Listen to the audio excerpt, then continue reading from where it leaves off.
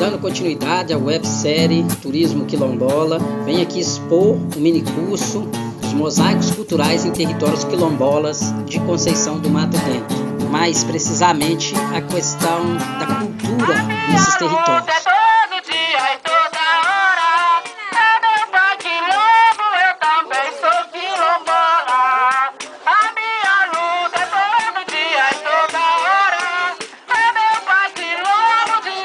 A ideia de mosaicos culturais, ela refere essas interseções, a essas compossibilidades, ou seja, as possibilidades múltiplas de composições dentro desses territórios quilombolas do Espinhaço Meridional, mais precisamente, Conceição do Mato Dentro. Me apresentando aqui um pouco, essa proposta ela tem uma relação muito forte com a minha biografia pessoal, mas também com a biografia desse coletivo, designada aí Rede Espinhaço, Rede dos Povos do Espinhaço, ou Rede de Salvaguarda do Patrimônio Cultural e Natural do Espinhaço. São cerca de 20 anos de trabalhos dedicados a comunidades tradicionais aqui na Cordilheira do Espinhaço, inicialmente através da abordagem psicologia social comunitária, pensando o desenvolvimento de metodologias participativas, tendo como objetivo aí o fortalecimento institucional dessas comunidades quilombolas e comunidades tradicionais do Espinhaço. O reconhecimento dessas comunidades no âmbito da Fundação Palmares, um trabalho que foi iniciado junto com o Núcleo de Estudos sobre o Trabalho Humano da UFMG, lá da Fafiche, mas que também envolveu muitos desses atores aí que estão na rede Espinhaço, inclusive na coordenação desse projeto. A Associação Projeto Presente também, desde lá, os idos dos anos 2000, já vem aí desenvolvendo metodologias de imersão comunitária, de ativismo cultural nas comunidades do Espinhaço, inicialmente ali na região da Serra do Cipó e posteriormente aí em conjunto com o UFMG, com a Arte 22 e vários outros atores, na Lapinha, em Conceição do Mato Dentro. Então esse curso, ele é a síntese aí de uma trajetória que foi construída, onde que cada um colocou o seu tijolinho, aqui então essa parte que eu estou agregando aqui tem a ver com esse tijolinho, e a questão do coletivo também, da diversidade desses atores aí, desse pensamento de rede. Aí esse tijolinho, para demarcar bem o que nós vamos tratar de forma geral nesse minicurso, que é a proposta dessa primeira web aula aqui, está relacionada com áreas de conhecimento que no âmbito das ciências humanas nós conhecemos como antropologia, como arqueologia, como psicossociologia de comunidades ou psicologia social comunitária, e que no âmbito da ciência do patrimônio é designada aí como patrimônio cultural, que faz referência aí a partir dessa abordagem multidisciplinar, que inclui também a área de políticas públicas. Então, para além da reflexão teórica, a necessidade de pensar esquemas, desenhos de política pública executáveis com o objetivo de transformar essas realidades onde que nós estamos atuando ao longo desses 20 anos. Então, esse compromisso muito forte de transformação da realidade social, de reflexão dessa realidade junto com essas populações. Então, esse campo do conhecimento da ciência do patrimônio, incluindo aí os saberes da antropologia, arqueologia ou da etnoarqueologia, ou da psicossociologia de comunidades, mas também uma característica forte dessa metodologia, a conexão com os saberes tradicionais, com a cultura popular, com tudo aquilo que diz respeito à ancestralidade e da ocupação desses territórios. Então, basicamente, essa é a aproximação inicial, a estética de aproximação desse mini curso que compõe essa websérie aí de Turismo Quilombola. E aí eu optei nesse primeiro momento por dar uma pincelada geral no conjunto dos conteúdos que nós vamos tratar, sabendo que vamos picotar esses conteúdos em pequenas web aulas de aproximadamente 20 minutos para, nesses momentos, aprofundar determinadas questões que estão nesse programa. Então vamos iniciar apresentando o programa, que é o programa dos Mosaicos Culturais em Territórios Quilombolas, de Conceição do Mato Dentro. Isso aí já é muito importante, essa demarcação, porque a gente parte de uma perspectiva regional, que é a perspectiva da Serra do Espinhaço, da Cordilheira do Espinhaço, né? Então, essa perspectiva regional, ela reflete nas perspectivas locais. Se a gente for pensar, por exemplo, quando trabalhamos com a própria dimensão do conceito de território quilombola ou das territorialidades quilombolas, o que nós entendemos hoje como definição de âmbito municipal não corresponde, em grande parte dos casos, àquilo que é definido localmente como território. Então, a ideia de territórios quilombolas, pensando a perspectiva regional, ela é mais confortável para permitir essa aproximação para a perspectiva mais local, sabendo que nesse contexto que nós vivemos, pensar as comunidades ou essas localidades de forma isolada do seu contexto regional ou das características históricas e culturais que define esse contexto regional, soa muito incompleto. Então, para chegarmos em Conceição do Mato Dentro, faremos assim breves incursões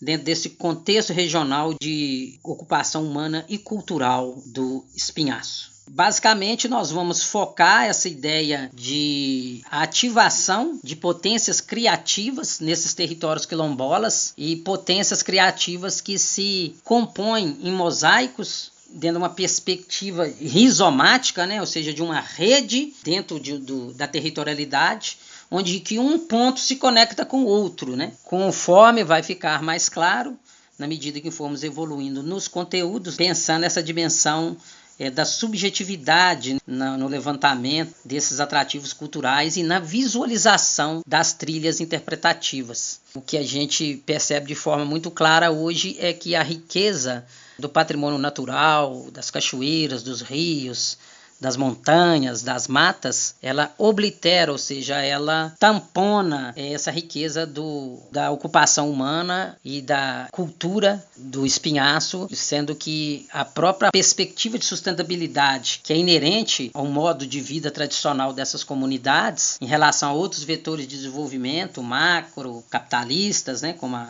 própria mineração transnacional, essas comunidades elas gravitam em torno de uma sustentabilidade onde que essa relação com a natureza é definida pela perspectiva da cultura, ou seja, do modo como eles se relacionam com esses ambientes por meio dos seus modos de fazer. Então, basicamente, nós vamos buscar o levantamento participativo desses atrativos culturais em mosaico, de modo que eles nos permitam a visualização de trilhas interpretativas que conectem a esse potencial ecoturístico, né, já consagrado, que conecte a ele esse patrimônio imaterial e também material arqueológico das comunidades Buraco, Três Barras, Cubas e Candeias, bem como as suas vizinhanças nos contornos do Parque Estadual da Serra do Intendente. Então, entre os nossos objetivos aí, interagir com os participantes acerca do universo da cultura popular, o que vai incluir aí o patrimônio imaterial e também o patrimônio arqueológico, destacando as manifestações do contexto local. Então, a gente parte dessa dimensão do patrimônio imaterial, da cultura popular, considera também as materialidades que estão presentes nesse território, muitas vezes associada a essa cultura popular ou a essas oralidades, a essa memória, a esse patrimônio imaterial, de onde a importância do método etnoarqueológico, capaz aí de articular, de pensar a arqueologia como antropologia, né? A gente pensar também as materialidades que estão nesse contexto. Um outro objetivo é estimular a reflexão criativa para a visualização dessas trilhas, de modo a agregar a esses atrativos culturais a esse potencial ecoturístico e das unidades de conservação do entorno. Então isso é muito importante, porque não se trata aqui de uma concepção meramente de transferência de conteúdos. Ela envolve também, né, essa ideia aí de refletir junto com os participantes a visualização dessas trilhas a partir do repertório que esses participantes trazem. Isso aí coloca um grande desafio na metodologia, porque nós estamos num contexto de pandemia e a gente vai partir de uma discussão que é histórica e cara para nós da Rede Espinhaço, que é a questão do círculo de cultura, das pedagogias de roda, né, das atividades presenciais, para a tentativa aqui de criar algum dispositivo ou círculo infotelemediático onde essa reflexão seja possível. Aí a questão dos agentes locais também é muito importante, colocado como objetivo para sensibilização, fortalecimento e ações de rede de salvaguarda do patrimônio material, ou seja, das oralidades, da memória, de tudo aquilo que reflete essa memória e essa cultura no âmbito aí de ações de salvaguarda. E por fim aí contribuir para a sinergia e articulação intersetorial de políticas públicas, com projetos e ações na área de turismo, cultura e meio ambiente, porque a gente enxerga isso, né? Eu falei dessa relação, né, entre a cultura e o ambiente, e atrativos naturais e territorialidades culturais, né, e étnicas, né, em alguns casos, em que a gente percebe que as ações muitas vezes elas são fragmentadas por determinadas áreas, e quanto que a realidade ela não obedece essas divisões que são estabelecidas no campo da gestão pública, ou muitas vezes até do conhecimento científico. Então é preciso pensar em termos aí de sinergia, é uma palavra melhor, e de articulação intersetorial entre turismo, cultura e meio ambiente. O público que inicialmente foi pensado esse curso são os residentes em comunidades quilombolas, a vizinhança e moradores de área de amortecimento de parques e unidades de conservação em seus entornos, né? Principalmente aí o Parque Estadual Serra do Intendente, né? Então também, né, aberto a guias, condutores e agentes da cadeia produtiva do turismo em geral, seja empreendedores, né, alguém que esteja de um modo ou outro conectado aí à cadeia de produtos e de serviços turísticos. Então um público bem amplo, aberto, isso é muito importante, a multiplicidade também nisso. Sobre a metodologia que nós vamos adotar nesse curso, então, como eu falei, a gente tem um contexto pandêmico internacional com reflexo a nível local, a nível municipal, que impõe uma série de exigências, de cuidados dentro das normas sanitárias consagradas mundialmente, né? E aí nós estamos num polo oposto aí aos negacionistas, àqueles que acha que tem que liberar tudo. Então a gente tem que ter esse cuidado. E isso impõe esse desafio, que é o de pensar uma metodologia, né, onde que preserve os princípios de horizontalidade, das pedagogias de roda, da interatividade, de valorização dos repertórios dos participantes, composição dessas trilhas interpretativas, mas que ao mesmo tempo ela agregue o que a cultura digital ou as plataformas infotelemediáticas nos oferecem como solução possível nesse contexto pandêmico. Eu falei da articulação dos conhecimentos científicos, da psicologia social e da antropologia cultural, com os saberes tradicionais de mestres e pessoas. Ainda colocaria aqui a arqueologia, porque a gente tem as materialidades no território, mas a significação dessas materialidades, nós vamos falar de algumas delas que estão presentes nesse território, ela está relacionada com a oralidade das pessoas também, o modo como as pessoas significam essas ocorrências arqueológicas também. E as videoaulas, ou seja, como eu falei aqui, elas estão sendo preparadas especificamente para essa proposta de curso, sendo reforçado por suportes digitais. Então, importante nesse primeiro momento a gente ter muito claro que é um desafio criar essa solução dentro do campo da cultura digital. Felizmente, o projeto conta com outros profissionais bem competentes no desenvolvimento desses suportes digitais, mas é um grande desafio que nós vamos ter que buscar essa solução conjuntamente, de agregar as soluções que são possíveis a partir do campo infotelemediático com a necessária interatividade, a necessária valorização dos repertórios dos participantes, ou seja, toda essa circularidade na produção do conhecimento que parte da perspectiva de horizontalidade desses saberes, né? Onde que o cientista, o ativista cultural e o mestre, eles são colocados num patamar de horizontalidade no que concerne à construção desse conhecimento, porque nós estamos falando em objetivos definidos de construção de trilhas interpretativas. Então, é uma proposta construtivista, né? Com o desafio de valer-se dessa solução do campo infotelemediático, da cultura digital, mas dentro de uma perspectiva de construção desse conhecimento junto com os participantes. Então, esse tópico 1, além dessas questões de metodologia, envolverão outros elementos que eu tratarei na próxima web aula. Nesse momento, a opção é para aprofundar um pouco sobre os métodos, né? Porque eles vão nos introduzir aqui em alguns marcos históricos que são importantes para nós compreendermos essa dimensão da cultura como direito de cidadania, essa dimensão da cultura aí que nos brindou aí essa luta com a Lei Aldir Blanc. Então, eu já havia feito algumas menções mais gerais ao nosso método de trabalho, falando da projeção vital dessas competências reflexivas e criativas das comunidades tradicionais, ou da cultura popular, dos agentes da cultura popular. Quer dizer, projetar aquilo que já é vivo, ou seja, a outra palavra é ativar potências criativas. Então, partimos aqui do pressuposto que há um repertório, que há um conhecimento tradicional e cultural associado às pessoas que vivem nessas comunidades tradicionais e que esses repertórios eles devem ser considerados na construção de uma proposta de trabalho junto a essas comunidades, ou seja, não se trata meramente de chegar aqui com conteúdos pré-produzidos e simplesmente transferir de forma automática esses conteúdos como numa aula tradicional. Aqui necessariamente é preciso pensar esse intercâmbio, essa troca que envolve a participação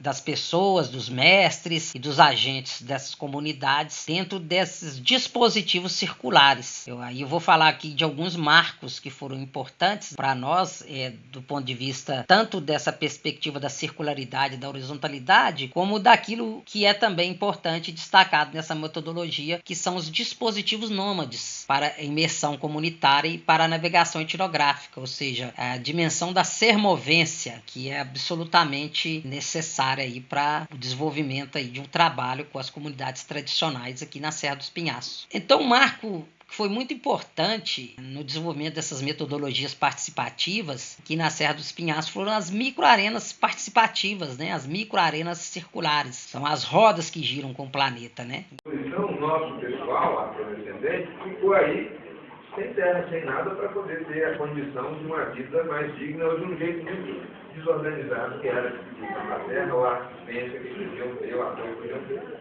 Né? Então, a gente está querendo colocar com vocês aqui uma forma... Então, fortalecendo essa dimensão do repertório e da reflexão e da criação a partir das pessoas, das localidades, da horizontalidade entre o conhecimento científico, acadêmico ou do ativismo cultural, com esse repertório das pessoas do local em ambientes circulares, em rodas. O desenvolvimento dessas microarenas ela foi um marco importante por volta de 2005 a 2010, e elas tiveram um papel super importante no fortalecimento institucional dessas comunidades, no empoderamento dessas comunidades tradicionais aqui da Serra dos Pinhaços, desde a Serra do Cipó até o Vale do Jequitinhonha. Tem relação direta a implementação dessa metodologia com as declarações, com as assembleias de autorreconhecimento como comunidade quilombolas por parte desses territórios e também com a certificação pela Fundação Palmares dessas comunidades. Aí, no âmbito específico da cultura, teve um momento também muito importante que tem que ser mencionado aqui, porque vai abrir o horizonte aí para a gente conversar um pouco sobre a história da dimensão da cultura como direito de cidadania. Entre 2005 e 2006, 2 eventos que foram protagonizados aqui na Serra dos Pinhaços, na Serra do Cipó.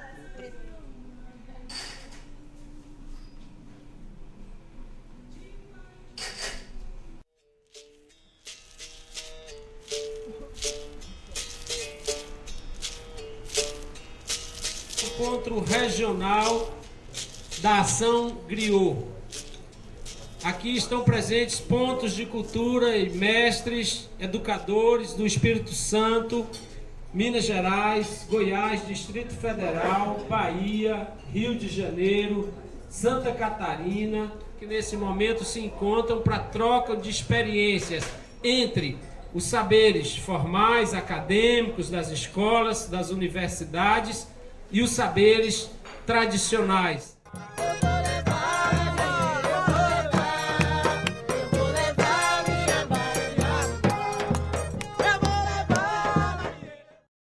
Educação é uma coisa que acontece necessariamente com um encontro. Não existe educação sem encontro, porque educação é troca. Também não existe alguém ensinando para outro aprender. Eu não acredito nessa educação.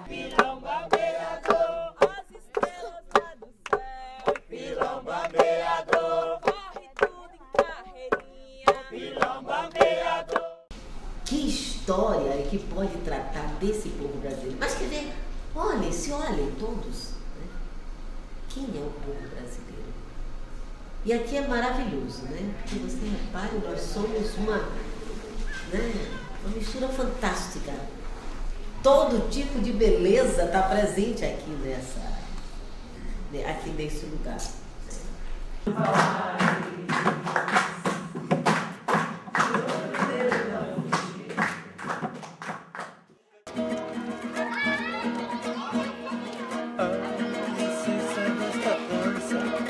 Certamente, especificamente dentro do campo da cultura, ela fortaleceu muito, que ela trazia essa ideia das pedagogias de roda também, né? Dos círculos de cultura, né? Que vem aí com Paulo Freire, que é o patrono da educação nacional, e ao passo que as microarenas participativas, as microarenas circulares, elas também se aplicou a outras áreas das políticas públicas, né? Como a área do garimpo mineral, dos garimpeiros, né?